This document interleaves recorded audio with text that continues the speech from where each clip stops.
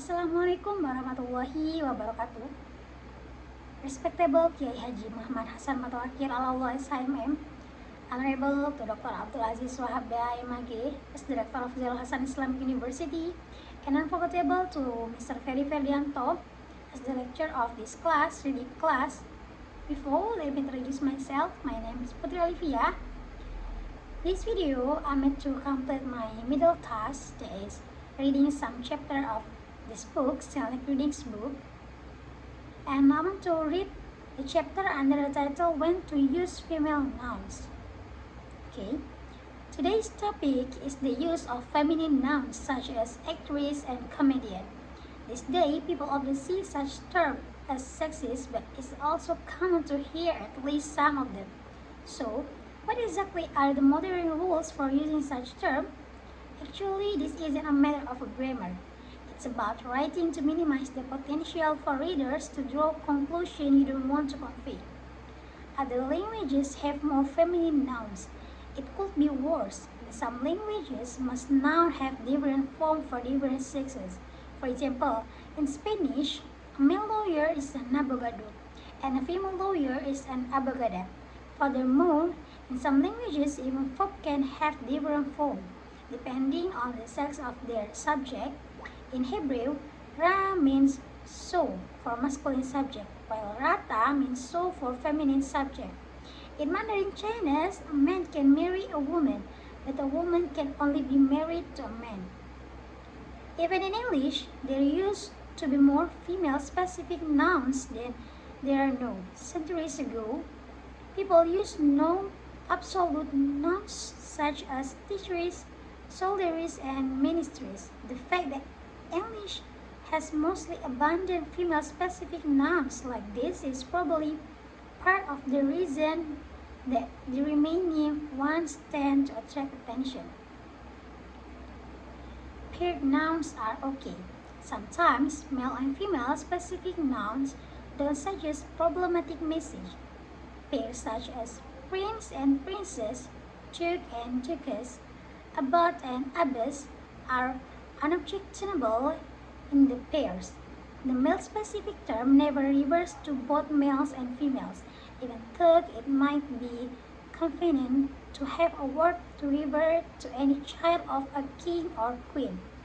Prince can only mean a king or queen's son. So, if the sexes are treated equally, each one having its own term, the female-specific term is probably okay. Some gender-neutral sounds, such as flight attendant, have become standard. The next easiest case are those where a gender-neutral term has become popular.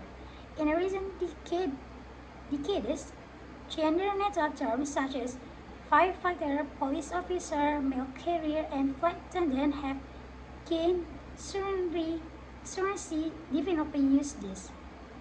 Problems arise when a noun exists to call out only one sex.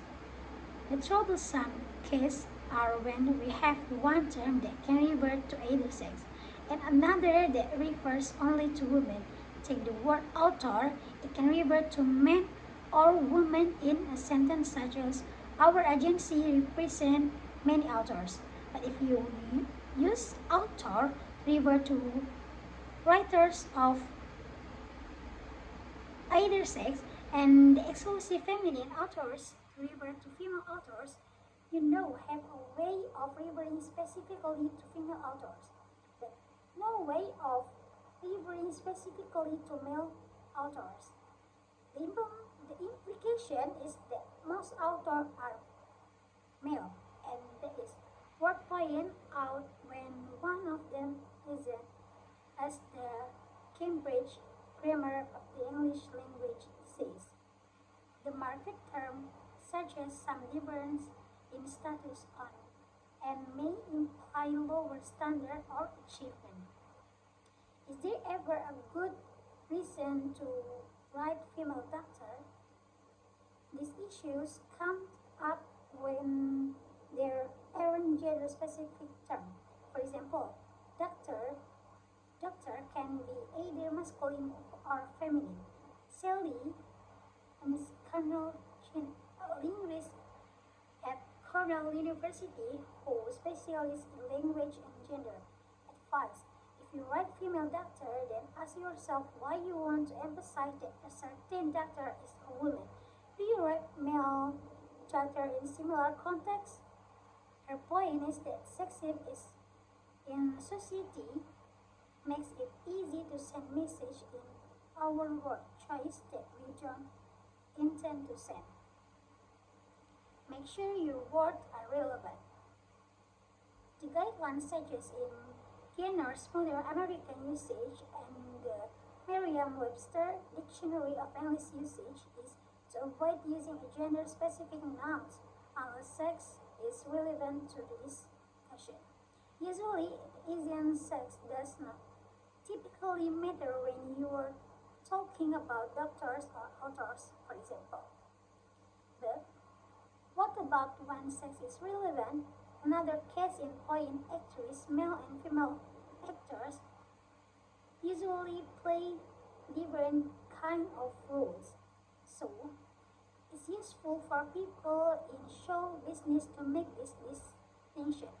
If actors save them from having to use female actor, why not use it? Unfortunately, even if you follow this guideline of using gender-neutral nouns form, in most cases, and gender-specific noun only when sex is relevant, the problem remains you will end up using female-specific term to talk specifically about women.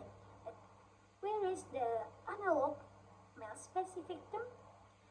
If there isn't one, you may still be sending a message that a woman doing some job is surprising news. And indeed, although there is sometimes a good reason to use the word actress, that has not stopped it from acquiring negative connotation, as we are told by a contact in the industry. In a case like this, where linguistic change is ongoing, the usage of the audience you are writing for can be a good guide. If a certain community use actress where they are clearly not delivering women's acting, feel free to do like this. If they insist on actor across the board, you may want to follow suit. Summary: if there is a gender neutral term in general use it. If there is not, let the masculine and feminine noun each stay in their own territory, then use them. Be careful when one term can revert to either sex. Another term reverts only to women, and no term reverts only to men. In this case, for referring to a person's sex if possible, and if it is not, carefully assess the usage of your audience. But remember that these rules are just shortcuts. What matters is getting across the message you want to send and trying to block this you don't. Maybe that's all for me. I'm so sorry if there are mistakes. Thank you for your nice attention. As I say, Assalamualaikum warahmatullahi wabarakatuh.